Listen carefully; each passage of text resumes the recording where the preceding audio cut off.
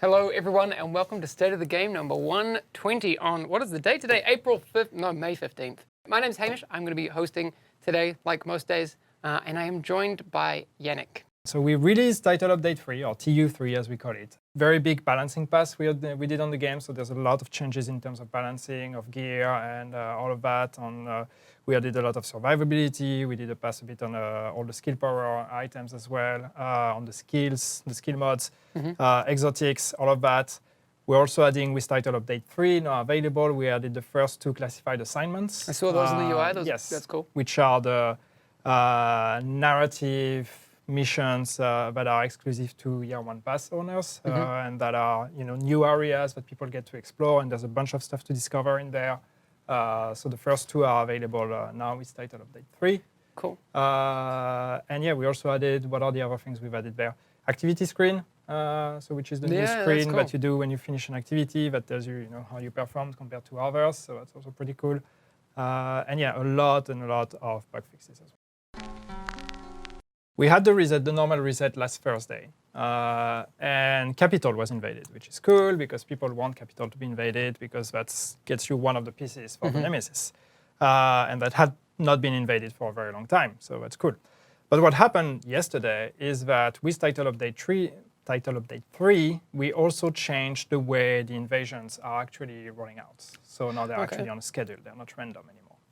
And that change actually was implemented with the update, which means when the update came out, the game looked at the schedule, and the schedule was like, hey, actually, it's, which one is it? The Hyena Stronghold, I forgot the name now, that needs to be invaded. So that one became invaded, all the missions that are linked to that were invaded, which is including Grand Washington, which is the final one that you need to get the blueprint. But just so everybody knows, and that's a very important PSA here, it's going to reset again on Thursday. And it's going to be a different invasion. Okay, this is important. If you were waiting for Grand Washington to complete your Nemesis, do it tonight, because it's going to reset tomorrow. The important part about the raid is just that people shouldn't look at it thinking of or comparing it too much with incursions, for example, in the past. These are completely different things. So the idea with the raid, and especially the raid when we launch it, as an initial discovery when it's going to be made available. We want to make sure that this experience is an experience where you have to prepare for it, where you have to build a team, you have to organize yourself, you have to really try to define the builds that everybody's going to be using, the roles that everybody's going to be playing.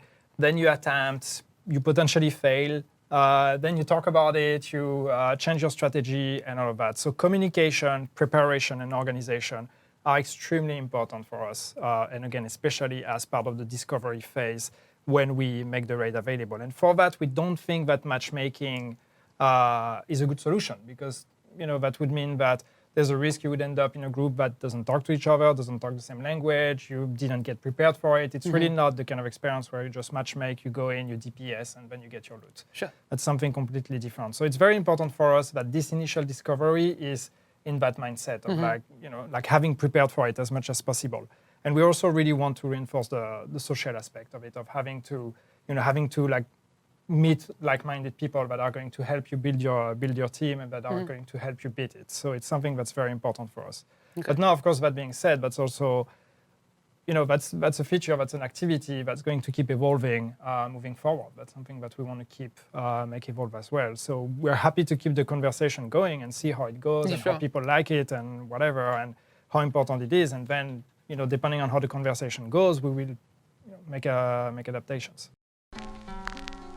So May 16th to 23rd, log in to get a free Dark Hours cache key. That's cool. May 16th to June 16th, keys can be obtained through gameplay and purchased. That's good to know.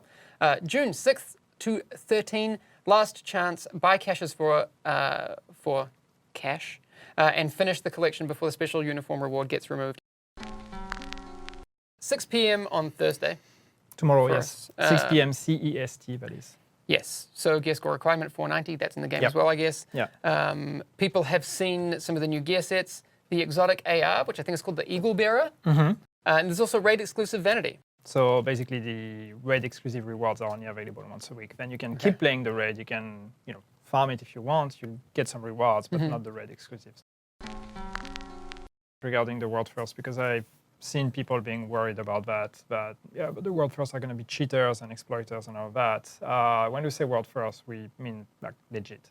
Yeah, we're looking closely at that. We're going to be looking closely at that. We're going to be confirming if that's actually a legit win or not. Yep. So it's not just about cheating and exploiting the game. It's actually beating the raid by the rules.